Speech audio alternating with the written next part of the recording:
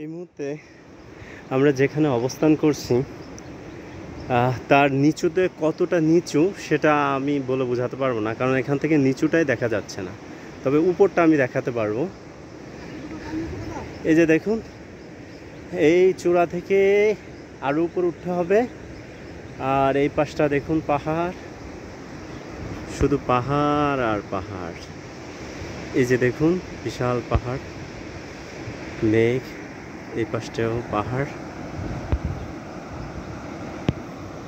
আর এই পাশটা হচ্ছে আমি। অনেকটা ঘেমে গিয়েছি ট্রেকিং করে। এটা যে কত উঁচু আমি জানি না।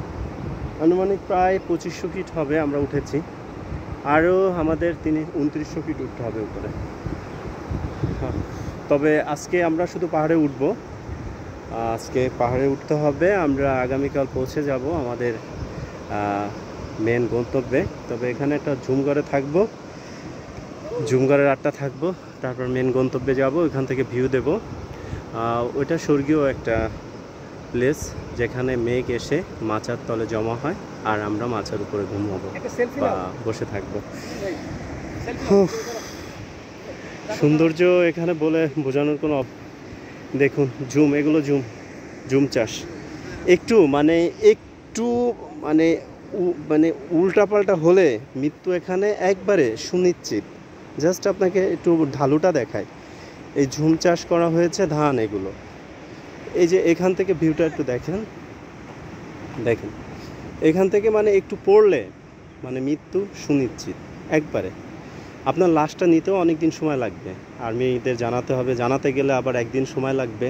একদিন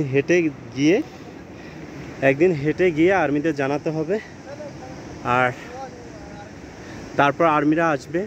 এখানে হেঁটে আসতে হয়, কোনোভাবে কোনো নৌকা বা ট্রলার বা যান তো পসিবলই না, সেভাবে এসে লাশ নিতে হবে। সো এখানে খুব সাবধানে, বি কেয়ারফুল ভাবে চলতে হবে। ওকে, আমাদের জন্য দোয়া করবেন, আমরা যেন আমাদের মিশন সুন্দরভাবে সাকসেস করতে পারি।